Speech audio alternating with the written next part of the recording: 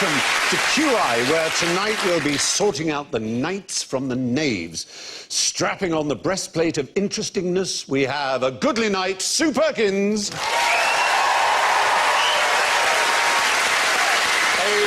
knight to remember, Victoria Coren. A very perfect, gentle Knicht, the Reverend Richard Coles.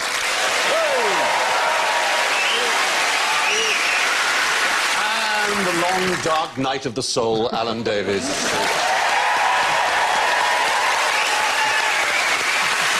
And knightly noises all come from Knaves. Sue goes... Lovely then, Victoria goes... Richard goes...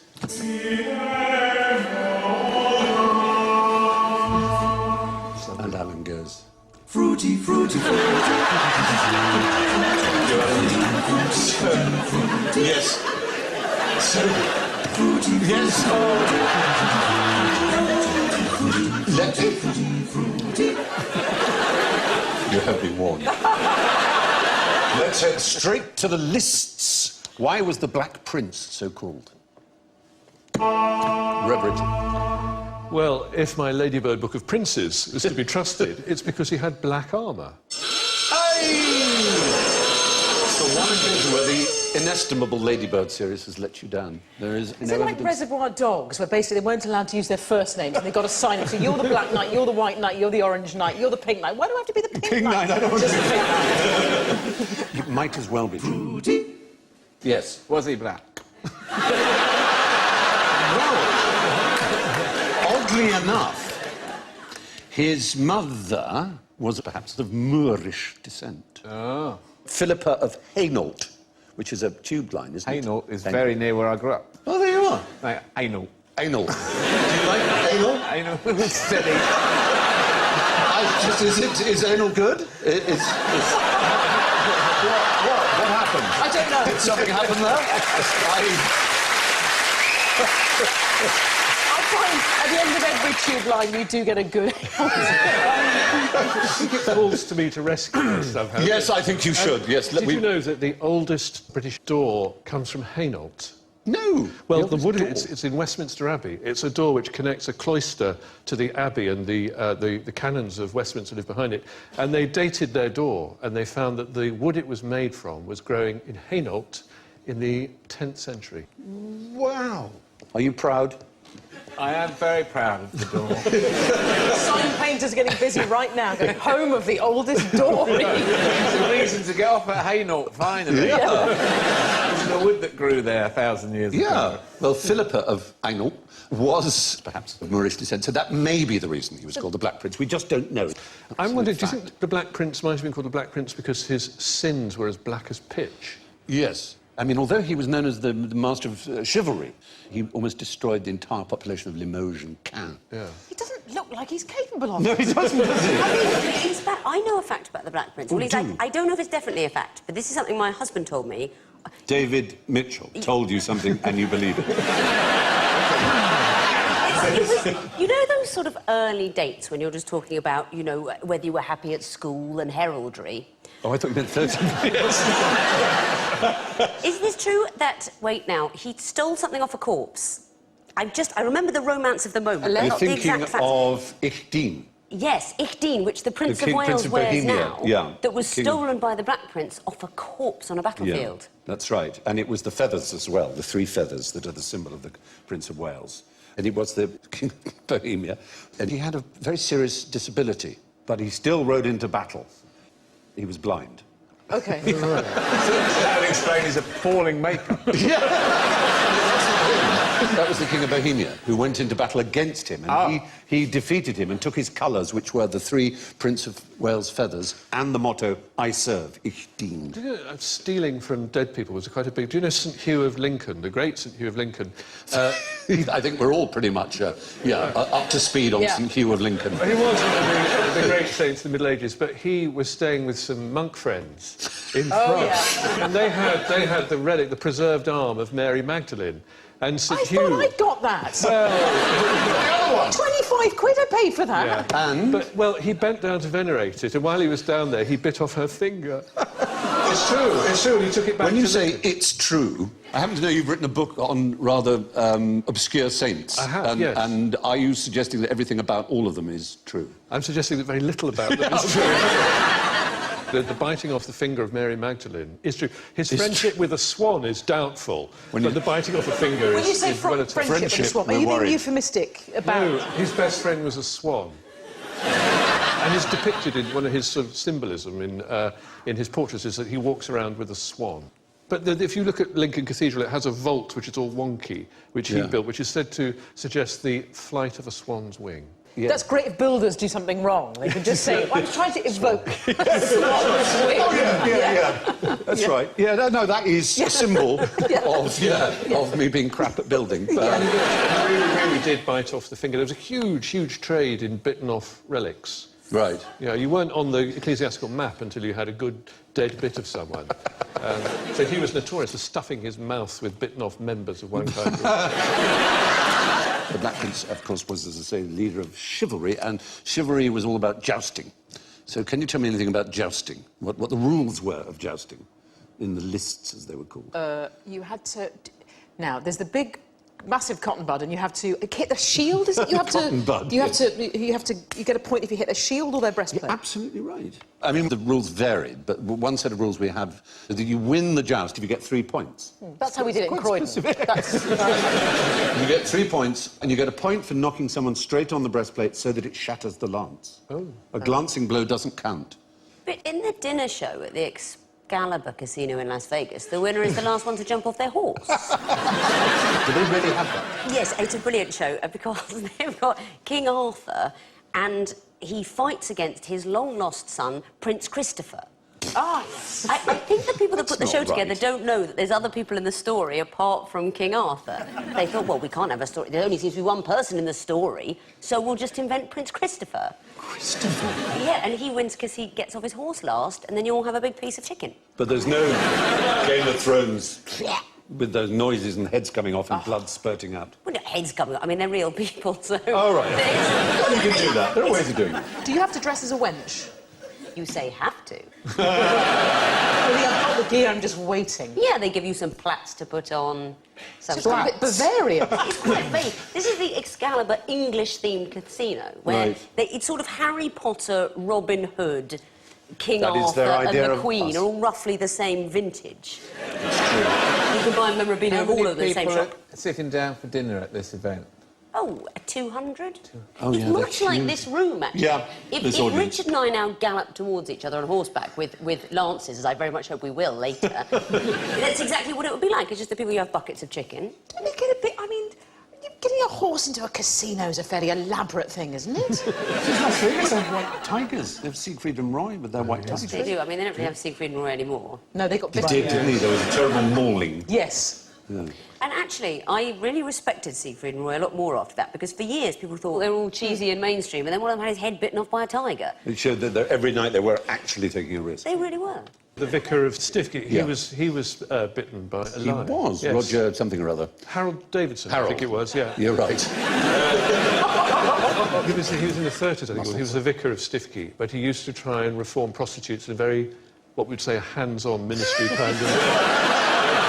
That's what a prostitute needs, really. Just a bit more prostituting. With a goodly hand. He was tireless in his dedication to his flock, and rather got in the soup. And he ended up, I'm not kidding, he ended up as a lion tamer. I think it was Skegness. It went horribly wrong, and he was bitten by his lion. Yep. And that was the end of the vicar of He was a... Stifgate. Are you sure you're not accidentally recounting the plot of a limerick? Anyway, so there we are. Now, what is the first rule of nightclub? The first rule of nightclub. Well. You don't talk about nightclub.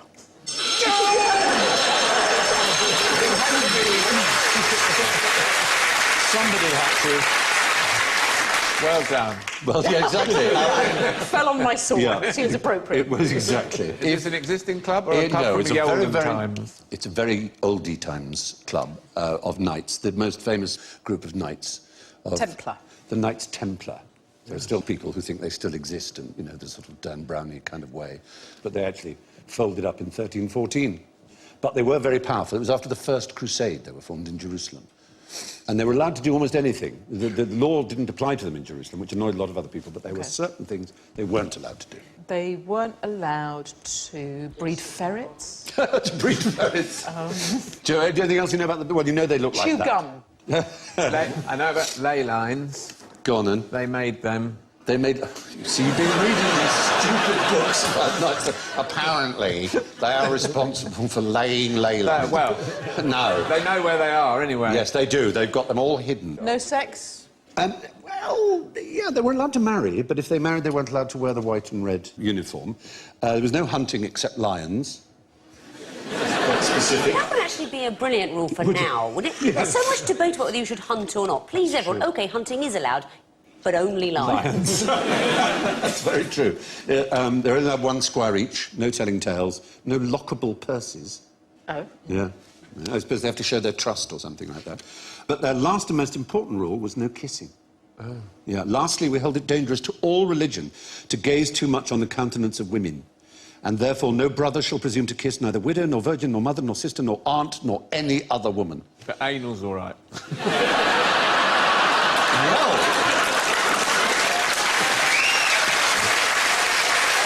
It's very funny you should say that. Because one of the reasons they were closed down is there was a charge against them. Too much buggery. Yeah. There was a charge against them. De osculabanto se in ore, in umbilico, seu ventre nudo, et in ano, seu in spina dorsi. Et in ano. Et in ano. And the end. Yeah. And the anal. accusation was they kissed one another on the mouth, on the navel, the bare belly, the anus, or the backbone. Well, they were thorough. They were... Look at a ley line, you don't want to leave any stone unturned. There might be one coming out of his arse. Yeah. I'll have a look. But that is... Right, that's enough. That's enough, Templars. Did you know that the Temple Church in London, which was founded by the Knights Templar, and there are still some Knights Templar lying around, there's a unique title for, if you're the priest in charge there, you're the Reverend and Valiant Master of the Temple. Oh, that's It sounds like something from a The Star Reverend Wars and movie. Valiant. The Reverend and Valiant Master of the Temple. In that picture, is he going, show me on the cross where he kissed you?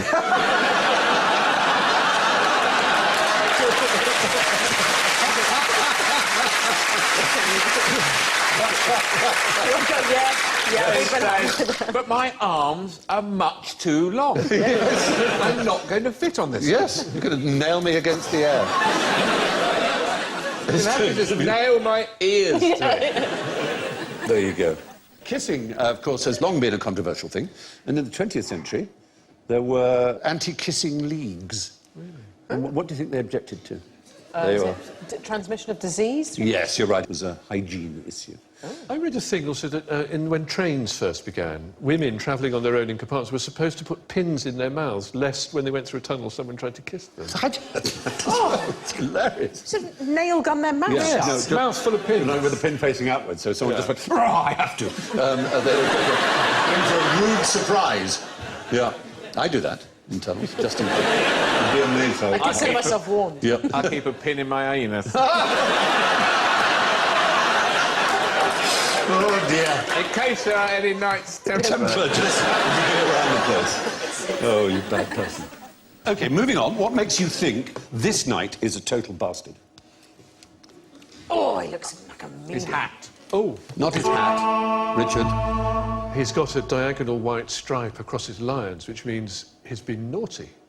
No, he hasn't been naughty at all. Is he, is he legitimate? Has his father His been naughty? father's been naughty. It's what's known as the bend sinister. Oh, we've all had Ben Sinister. It starts at the bottom left and goes up to the top right, which can indicate you are a bastard. And in his case, there's more information just on that simple coat of arms. The three lions. No, he's not the bastard son of Wayne Rooney. Yeah. That's what he told me. It's the red significant. It's the royal family. It's a royal coat of arms. Ah, So he's a royal bastard. So he's Yeah. a Fitzjohn or something. A Fitzherb, Fitzjohn, Fitzroy. Fitzroy. His name would be Fitzroy. Fitz is the son of, and Roy is king. And the one particular king had 5 Fitzroys from his mistress. Who would that be? Hang Who on, was the lady? one of the Georges? No, go back a bit. Rewind. Henry Charles VIII. II. Charles II. Henry yeah. VII. No, Charles II. Charles we got II. that. We got that without you. Charles II. That's some kings. Very good. She was called Barbara Palmer, and she bore him 5. Babs? 5 Babs Palmer. Babs, She would have been a Babs, I Queen expect. Babs. Yeah. You fixed me up again. Fixed me up. And we have a Henry. Because it cancels out. If the one with the stripe then marries and has a legitimate son, then Ah. they take the stripe away. That would be very good. No, I think you keep it, I think, in your coat of arms. And in fact, there are certain things which indicate something very extraordinary about your shield. What do you think they are? OK. They have a particular meaning. Yeah. Is it visible panty line?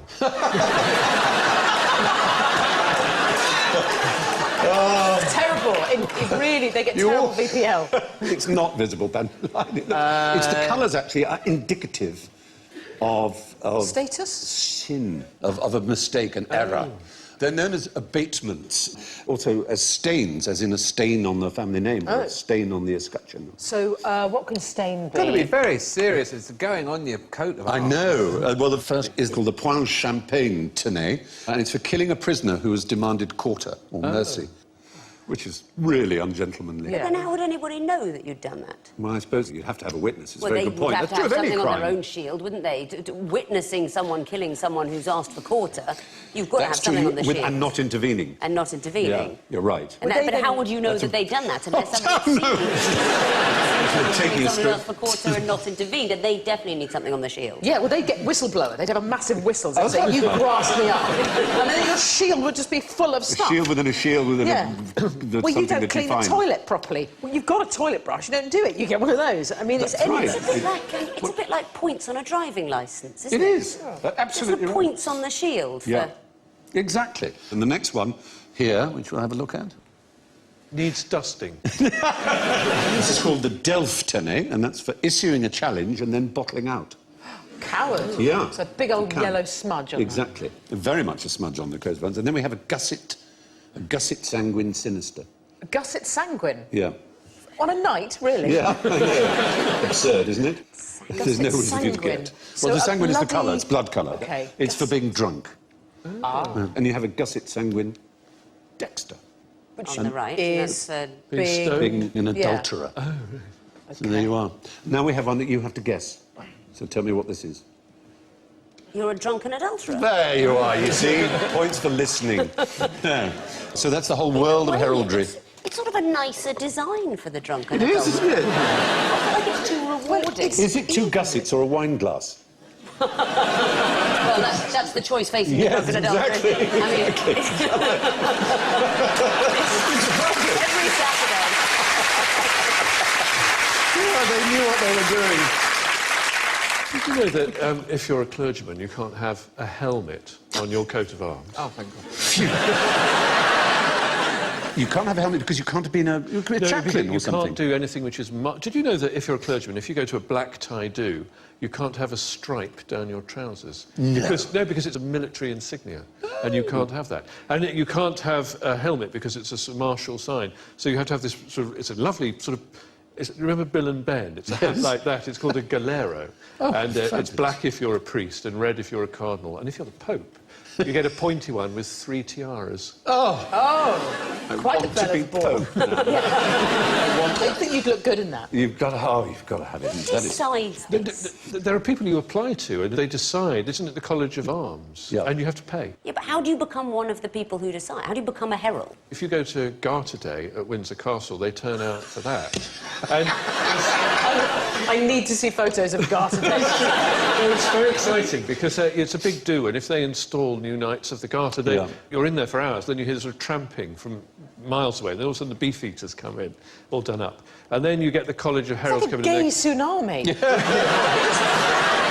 And they carry things, they have special big T-shirts. Saying war, what is it good for? That's our knights with their shields.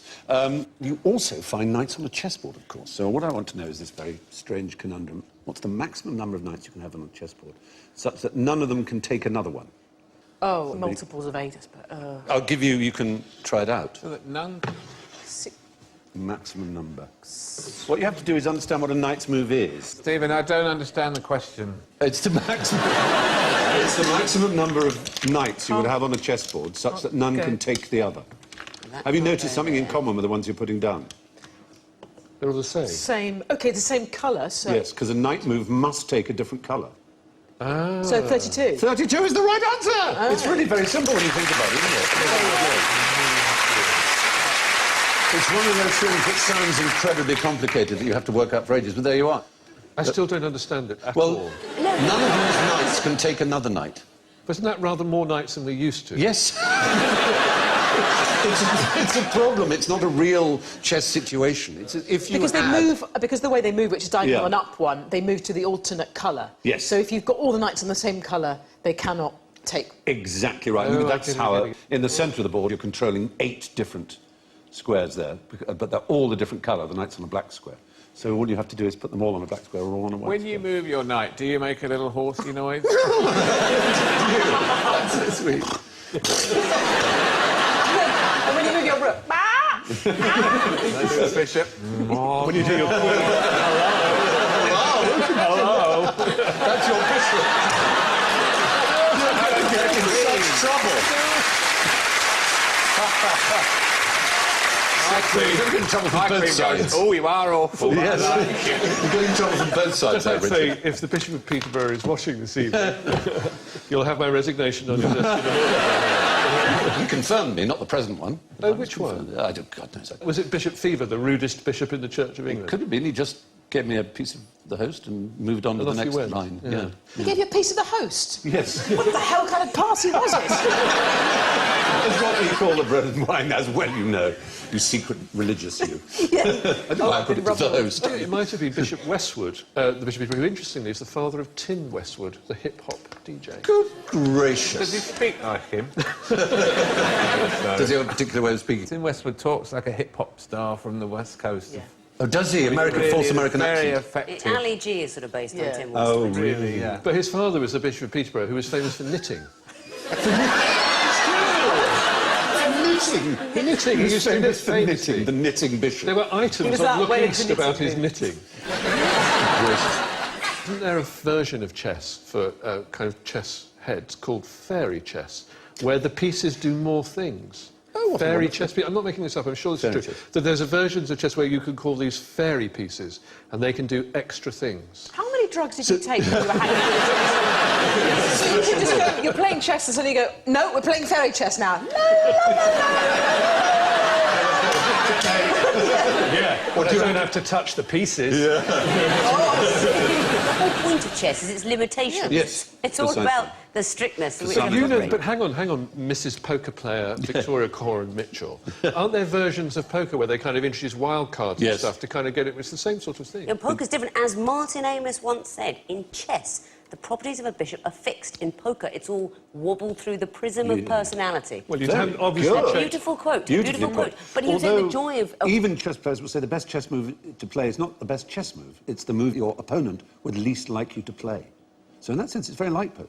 Well, anybody who played Kasparov, for example, will say that the moment he sat down at the table, you felt beaten. He was so virile, so big, he had like a, 5 o'clock shadow at 10 in the morning, and he hunched over What the board. nobody ever tried with Kasparov was just grabbing the queen and shouting, I'm playing fairy chess. Exactly right. You can put your boards away now, children.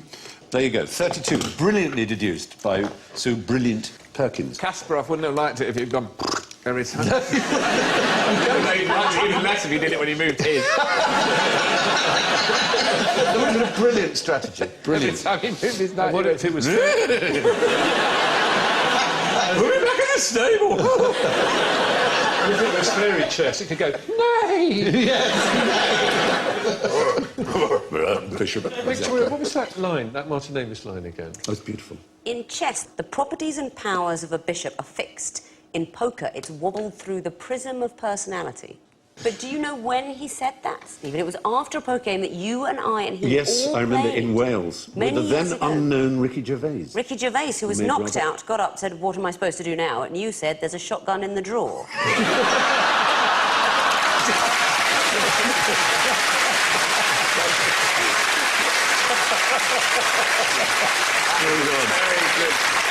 Very good title for a book. So, now, name a place where a knight can be buried. The ground.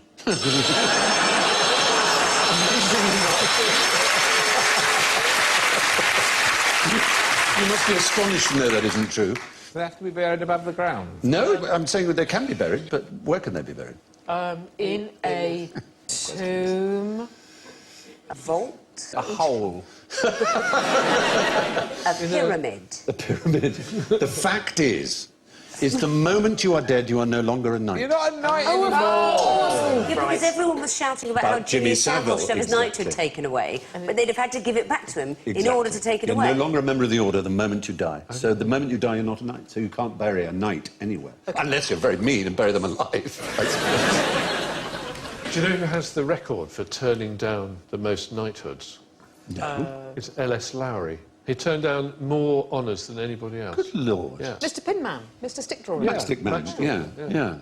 Alan Bennett certainly turned one down. And who else do we know? The art, isn't it, is turning not- one down so everybody knows. So everybody knows without you being the one who tells them, which I refuse I'd to do. turn one down. Yeah. We all, that's a very I haven't quite grasped this, Alan. So anal Davies. Oh, Listen, I'll tell you what, but if you're a clergyman and Yes. you're knighted, you can't call yourself sir. whoa. Unless you are knighted before you're ordained, and then you can be the Reverend Sir or Lady. This What thing about you swizz. can't be, because it's a Yeah. chivalric order, you can't be... It's military in the end. Exactly, You're a so you knight. can't do that if you're a vicar. You can't bear arms. You can bear Just a legs, can of though, mace. can't you? Yeah. So, there are no dead knights, only dead former knights. Which knight's luggage included cannabis, bladders, shark intestines, strychnine, chili pepper, cocaine, heroin, and Kendal mint cake? Worst of all. Yes, Sue Perkins. I'd say to get him through Eurovision, Terry Wogan.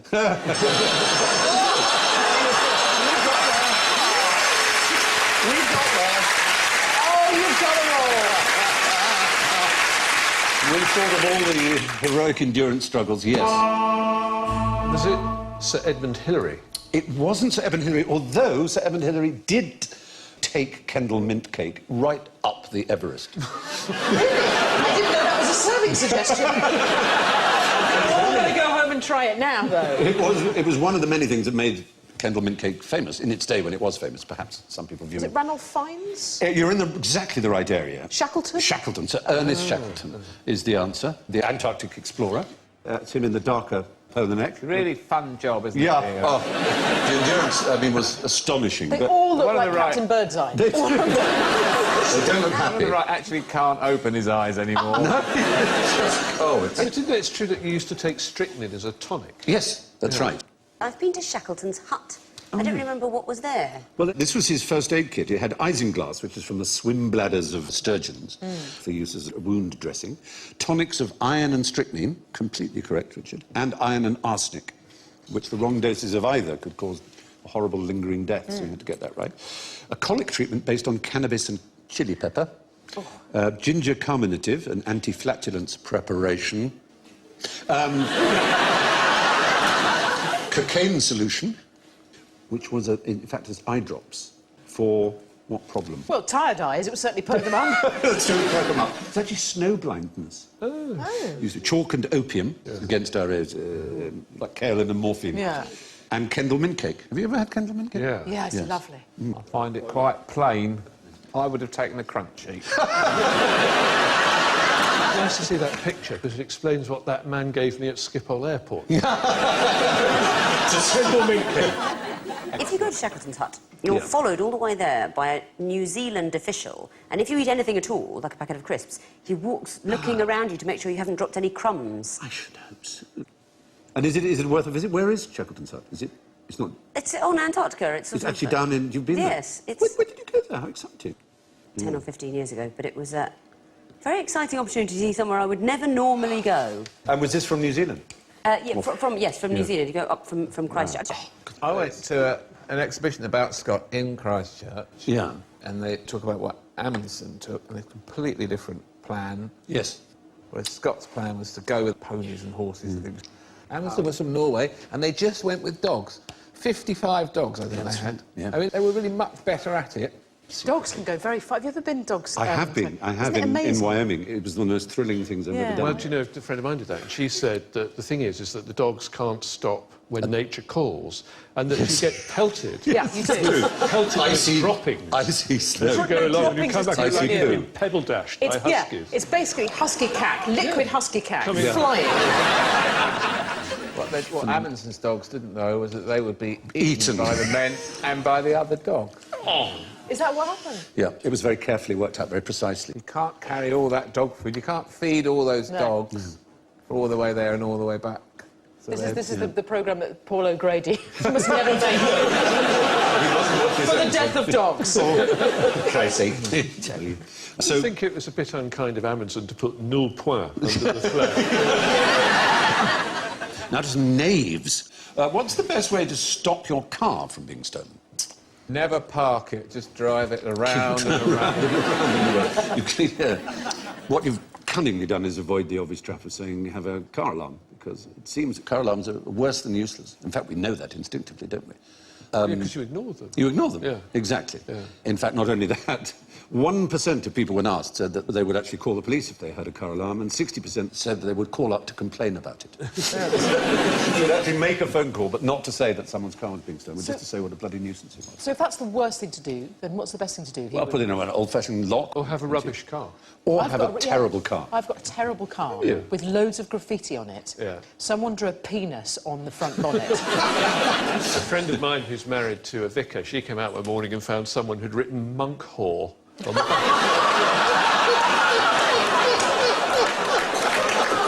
Extraordinary. monk whore.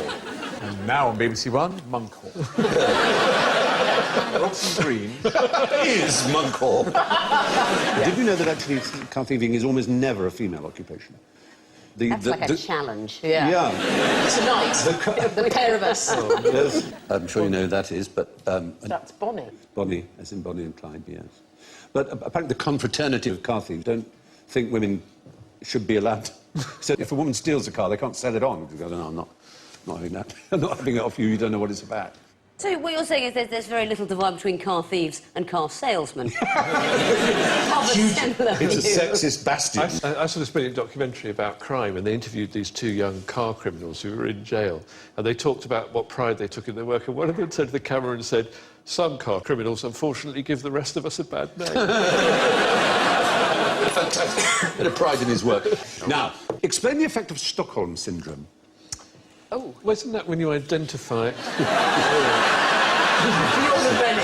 But you identify, if you're a victim of kidnap, you identify with your kidnappers and you sort of become weird friends. Yeah, I mean, that is what they say. It's from the Patty Hearst kidnap, is that where it started? Well, it was no, because she was nothing to do with Stockholm. There was a 73 kidnapping in Stockholm, after which it was named.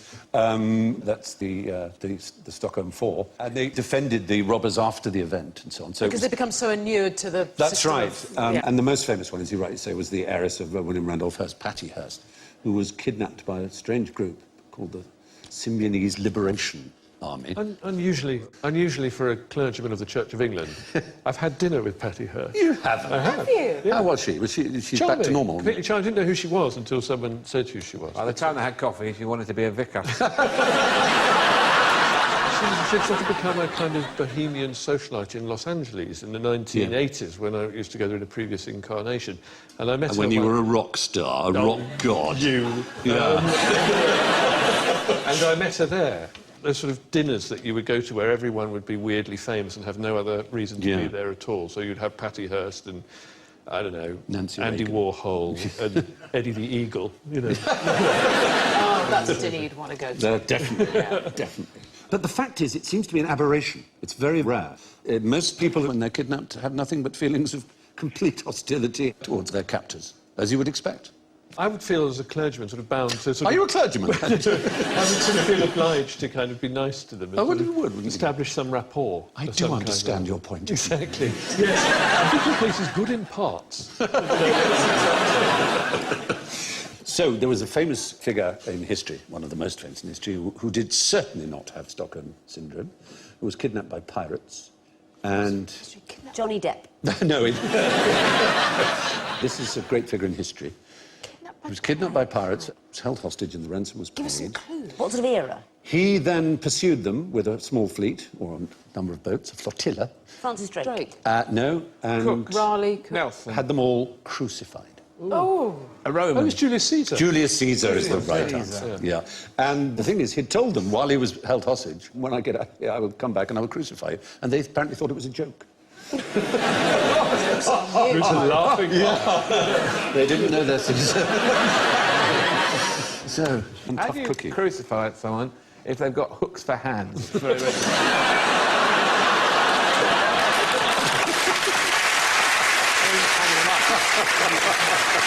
They have magnets. Massive magnets. Magnets. They've got one wooden leg there, haven't they? So that's not so difficult. Oh, wait, why was Julius Caesar kidnapped by pirates? Under what circumstances? Yeah, it was a ransom, simply. It was a business. But they didn't kill him. It sounds like he was harmed. Yeah, he went after them and had them crucified. He was not a man to be trifled with, Julie. Especially if you called him Julie, I imagine. No, he didn't like that. Worst thing you could do to Julius Caesar. Call him Julie. Jules. There is a suggestion that Stockholm Syndrome could be a sort of psychological thing in the same way that women throughout history have had to put up with being taken and seized, and that the human being is conditioned to make the best of a bad job. Well, we've all been there. That's just a relationship, Stephen. But it's sort of logical. I mean, if you thought you were being kidnapped long term, it makes sense to try and see it from the other person's point of view. Absolutely right. Just It to does. maintain sanity. Yeah, Not and in fact, to get the syndrome to work on them rather than you, for them to be so fond of you, they would no longer want to kill you, which would be handy. Now, what's a good reason for faking your own kidnapping? You're bored on holiday? that would do You're it. trying to get out of a relationship. That's why I would always do it. There was an American man who pretended to be kidnapped just so that he had an excuse as to why he hadn't called his girlfriend for 2 weeks. He was terrified of her reaction. And the police realised it because he had duct tape round his wrists, but the spool of it was still connected. Oh, terrible. The teeth Can are imagine so the girlfriend fibrous. saying you could still have texted. Exactly. You could have done. There was Jennifer Wilbanks of Duluth, who faked a kidnapping to get out of attending her own wedding. But the weirdest was a 2008 case of another Spaniard, Josefa Sanchez Vargas, who convinced her husband to pay more than £500,000 to secure the release of their children. It's a faked kidnapping, which you say, well, that's you expect that. Except she did that 6 times over 5 years. He didn't twig. What a nest egg. Every time she needed a new hat. Some people get kidnapped just for the thrill of it. Can you imagine why that would So they pay for kidnappers to kidnap Yeah. them so they can experience the visceral thrill of, Yeah. you know, being in a car boot with a load of duct tape around your ankle. Absolutely that. People are weird. BBC does it to you too. If you're going into a hostile zone, you have hostile zone training, where you're driving a Land Rover and chaps come out with ski masks and put bags over your head and bundle you into the back of a... Or was that... Oh, this is for BBC reporters. I was just thinking, why sort of presenting good pizza? Hostile zone is in people who don't aren't very nice to you. Sounds like a Top Gear sex park. I mean, it's like... Clarkson gets his kicks of a weekend. One of those funny phrases, isn't it? When you put in the back of a van, you're always bundled. Bundled, that's the only word. Bundle into it. Don't get bundled onto a bus. Anyway, yes, there's a French company that for €900 gives you your basic kidnapping, which is being shoved into a car boot and held up, blindfolded and things like that. And then for a little extra money, you can have helicopter chases and really quite sort of sexy stuff. And then they'll cut your ear off and send it to your mum. Yes. So, now it's time for me to hold you all hostage. There's no escape from general ignorance. Fingers on the buzzers, please. How long should you wait before reporting a missing person to the police? Yes, sir. Well, certainly until they're missing. Very Out good. of sight. Yeah. When they've left the turned the road. corner. Yeah. When is it too soon? Just going to make a cup of tea. Right, I'm ringing. 24 hours? No. I don't think you should wait at all if you convince someone. Absolutely right. listening. If you take your child into a supermarket, you'd be 20 minutes, wouldn't it? I mean, you 20 know that they're seconds. gone. 20 Yeah. seconds, really. You just check they're not there. I'm going to wait 24 hours. Go home to my wife. Well, I don't know where she is. But I'm going to wait till tomorrow. We might as well go out. So we don't have to get Let's have a curry and some wine and phone her in the morning. You're absolutely right. And of course, if it's an adult, it doesn't matter because the police are very likely just to say that's not our business, unless they have a particular problem. But the fact is, yeah, there is no set time. The police use their own skill and judgment, as it were. If it's a child, it's obviously... That's a There's recipe. three words you don't hear in the same sentence. Just hope you're not burgled soon. Got burgled so many times in the 90s that one time they came round, it was about the 5th time I've been burgled, they came round and my cat came in and this constable goes, if only you could talk. That's fantastic. Oh, Is that how we're going to... Is that it then? Is that the extent of the investigation? Winning the animal to... Now, what did Parliament pay for to put in Sir Peter Viggers' garden? Yes. The notorious duck house. Oh! You're in the duck house there. And the fact is, the duck house was one of the ones that they turned down. Oh. Yeah, he put in claims for £32,000 for gardening, £500 for 28 tonnes of manure, £1,645 for the duck island, but that was turned down by the eagle-eyed guardians of the national purse. Yeah. Probably worth mentioning that at the same time as that £8 billion was spent to bailing out the banks. It was just that was too big a sum for anyone to get their heads around, so they went, what? £10 for a sandwich? I know. It's fascinating, isn't it? That Sir Peter Viggers later commented that the duck house was never liked by the ducks and is now in storage. Oh, look, there they are. They don't need an island. I love ducks, don't you? You never see that sort of thing on a coat of arms, do you? All the sort of lions and dragons. You never see something nice, like duck. a duck or a, you know, eggs Benedict or some sort of friendly... Yeah, thing. sort of a hamster or a guinea pig or something. Yeah. It's true, a furry herring. Anyway, the famous duck house didn't cost the taxpayer a penny. And with that last tilt at our old friend General Ignorance, we reach the end of tonight's performance. And I can tell you that it is incredibly exciting. We have leaders, 2 leaders, with +3, Richard and Victoria. Rosa. In 3rd place, with -7, Alan Davies. Highly commendable. Highly commendable. And with a fantastic -24 is Sue Perkins.